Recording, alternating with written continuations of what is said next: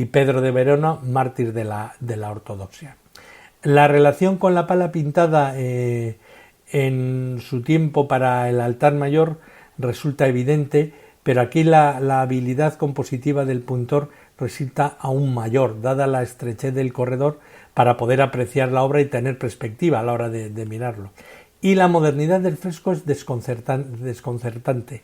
La arquitectura clásica representada y los efectos de la luz la convierten en una obra de la mayor madurez del maestro, como del 50 del 400, cuando Fray Angelico, en plenitud creadora, regresa de Roma, si bien otras teorías apuntan a una datación de la pala de la iglesia, coincidiendo al terminar la pala de la iglesia hacia 1443, y otros la relacionan con frescos de otras celdas de 1444, pero se avanza lo que es la autoría del maestro en el año 50.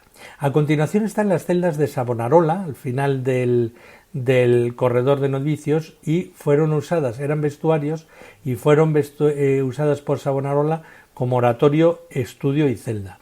El oratorio sufrió transformaciones y ampliaciones en 1701, cuando los padres dominicos decidieron reunir allí las obras de Fray Bartolomé, ferviente seguidor de Jerónimo, que habían permanecido en su poder y que hoy se exponen en la planta baja, como vimos en la sala dedicada al pintor. Y fue entonces cuando se encargó a Alessandro Gherardini un fresco obral para el techo que representara la gloria de Santa Catalina, que fue arrancado de la pared en el siglo XIX y ahora colocado sobre la puerta de entrada. Muchas obras llegaron a San Marcos del convento novinico, como hemos ido viendo, de Magdalena alle Caldine, y entre otras el fresco rectangular de la Virgen con el Niño, que fue arrancado junto a la pared correspondiente y hoy se halla en la pared derecha, que es una obra de Fray Bartolomeo. Y durante la musealización del siglo XIX, cuyo objetivo fue ensalzar los espacios por su vínculo con la figura de Savonarola, se colocaron allí dos frescos separados de su enclave, de su ubicación original, que es el Cristo Peregrino procedente del claustro de la Espesa de San Marco, y el de una Virgen con un niño cimbrada, así como inclinada, perteneciente al convento de María Magdalena de Caldine, que se encuentra en el centro de la habitación. Y desde 1873 la habitación capilla aloja también un monumento a Savonarola, esculpido en el año 1873 por Giovanni Dupré, mientras que en el estudio y en las celdas se reunieron objetos que pertenecieron a él, pues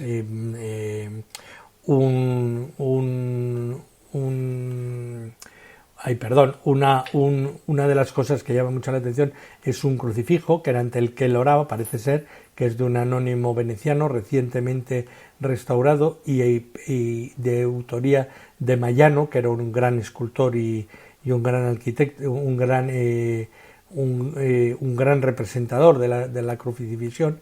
Está también la capa de Savonarola, dorada al convento por Jacinto María Marmini, que la había recibido del pintor Vincenzo Danini, porque luego hubo un gran momento de tráfico y de influencia de todas las cosas que habían pertenecido a Savonarola, que eran ocultadas como unas reliquias, pese a que la Iglesia la había condenado, matado, quemado y destrozado. Y hay un cuadro de un pintor florentino de finales del siglo XV que presenta el martirio de Savonarola en la Plaza de la Señoría, repitiendo exactamente, y que es muy interesante porque refleja cómo eran todos los edificios, que en la actualidad prácticamente todos son los mismos y los podemos contemplar cuando nos acercamos a la Plaza de la Señoría. Y la última gran estancia que hay es la biblioteca, que está despojada de las estanterías y que tuvo allí todo lo que era una gran parte del saber de lo que era el mundo de los Medici. Había dos bibliotecas, una era esta, que curiosamente fue una biblioteca pública, y la otra gran biblioteca era la biblioteca que estaba en San Lorenzo y que se conserva, que es para la que diseña la escalera y las dependencias el gran maestro Miguel Ángel. Dentro de lo que era el mundo de la biblioteca, ¿qué hay? Sobre todo quedan cantorales miniados, excepcionales. Podríamos hacer un capítulo de ello, pero creo que es demasiado técnico. Hay, por ejemplo, el Misal 516 de la Anunciación, que es obra de Zanobi Strozzi y de Filippo Matteo de Longini. Hay el Misal 536. Cuando os digo hay representaciones que son el inicio de la página de la canción, de la antífona que se canta el día de esa celebración. Por ejemplo, en el Misal 558 está pintado por el maestro Fray Angélico en 1430 en el martirio de San Pedro de Verona, que es en el momento que lo matan, y es cuando se inicia las vísperas de la fiesta. Y luego también están las iniciales de misales y graduales de Fray Angélico pintados pintados tanto por Fray Angélico y en parte por alguno de sus colaboradores pues por ejemplo la pesca de Jesús o la Anunciación, que son auténticas obras de arte. También hay un armario donde se ven todos los pigmentos, como se hacían los colores, que es muy interesante. Y hay unos cuadros que son representan la escuela del Beato Alejandro Magno, y había otro parejo que representa también la de la escuela de Santo Tomás de Aquino, que son obras de Zanobi Strozzi y que complementaron lo que es la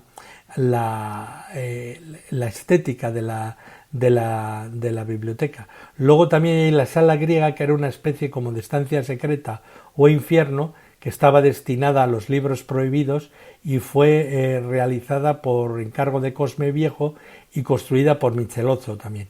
Y se adjuntó a la biblioteca con posterioridad en 1459 y se le denominó Sala Greca porque custodiaba los tratados y manuscritos raros en lengua hebrea, aramea, caldea y árabe, así como otras importantes colecciones ordenadas por materias en estanterías de madera.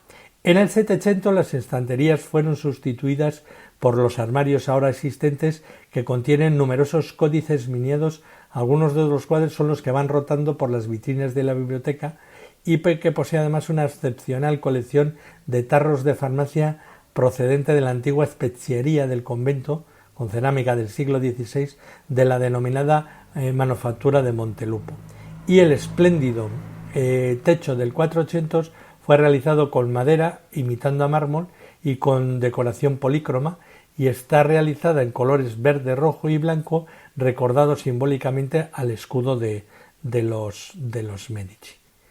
Y hasta aquí nos ha traído Cosme de Medici, una celda y una gran biblioteca.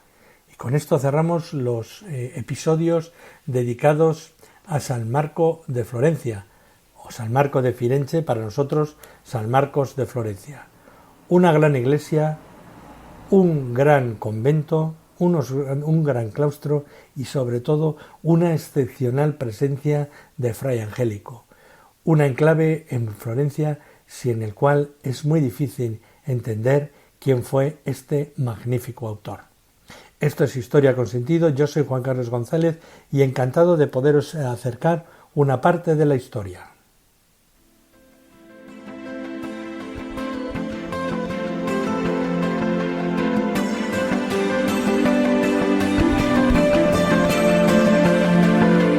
Hasta aquí un episodio más de Historia con Sentido.